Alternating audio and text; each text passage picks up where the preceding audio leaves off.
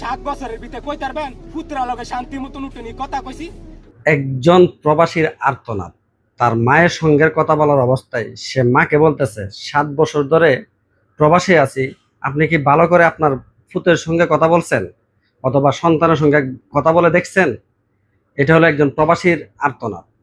এবার বুঝতে পারেন যে একজন প্রবাসী, যে ভিডিওটা দেখালাম, আরো অনেক কাট কাট করে ভিডিওটা আমি আপনাদেরকে দেখাবো, দেখেন পরবর্তীতে কি বলে। ফোনটা দিল ফেরাফিরি করেন, হিমুকের ভূতে এত বাড়ায়, হিমুকের ভূতে এত বাড়ায়, তুই কি করস? একটা প্রবাসী ফোন দিলেই তার ফ্যামিলি থেকে যখন বলে যে এই ছেলেটা এত টাকা পাঠায়, ওই ছেলেটা তোর মামাতো ভাই, খালাতো ভাই, এলাকার ছেলেটা এত টাকা পাঠায়, আর তুই কি করস? এর থেকে প্রবাসীর কষ্ট আর এই পৃথিবীর মধ্যে কোনো কিছু হতে পারে না। প্রতিটা প্রবাসী নিজ জায়গা থেকে সে চেষ্টা করে যে সে তার বেস্টটা দেওয়ার জন্য, সে টাকাটা ভালো করে ইনকাম করার জন্য, তার ফ্যামিলিকে সে ভালো রাখার জন্য।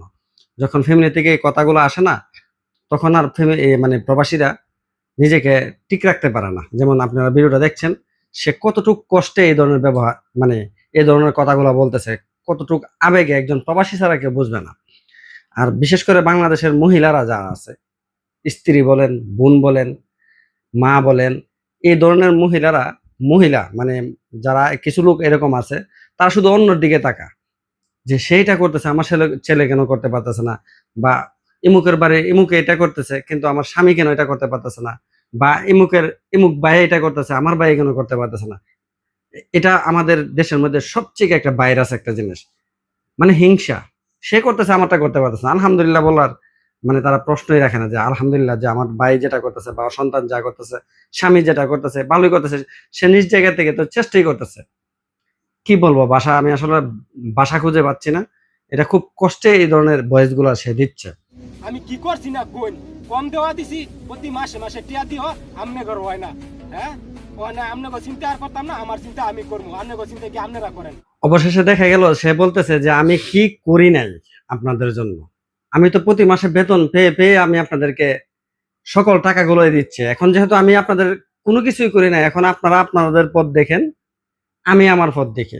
আমি বলবো বাবা রে, বাইরে তুমি তাদেরকে দিয়া কখনোই তুমি শেষ করতে পারবা না।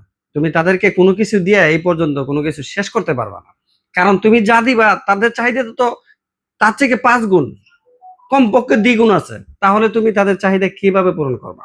একটা প্রবাসীও বলতে পারবে না সে প্রবাসে তাইখা তার ফ্যামিলির লোকের অথবা আত্মীয় স্বজন, বন্ধু বান্ধবের কারো চাহিদা পরিপূর্ণভাবে পূরণ করছে। আসলে এই ভিডিওগুলো দেখলে আসলে আমার অন্তরের মধ্যে লাগে, কারণ আমি প্রতিটা ভিডিওতে বলি যে প্রবাসী ভাইয়েরা যারা আছেন বাইরে, নিজে সুস্থ থাকেন, ভালো থাকেন এবং নিজে প্রতিষ্ঠিত হন। সর্বপ্রথম ফ্যামিলিকে যা দেওয়ার তারা যেন চলতে পারে এমন একটা অ্যামাউন্ট দেন। আপনি যদি কোটি টাকাও দেন, তারপরেও আপনি তাদের পরিপূর্ণ চাহিদা পূরণ করতে পারবেন না রে, বাইরে পারবেন না আপনি। কারণ পূর্বেও কেউ পারে নাই, এখনো কেউ পারবে না।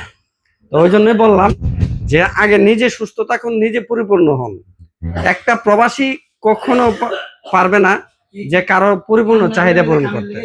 একজন প্রবাসী ভাই, প্রবাসীদের দুঃখ মানে আমার দুঃখ, প্রবাসীদের কষ্ট মানে আমাদের কষ্ট। একটা প্রবাসী সুখী মানে সে নিজে সুখী, তার ফ্যামিলি সুখী, তার দেশ সুখী। তো ওই জন্যই বলবো যে এই প্রবাসীর এই বয়সটা শুনে আসলে আমি নিজেই খুব কষ্ট পাইছি।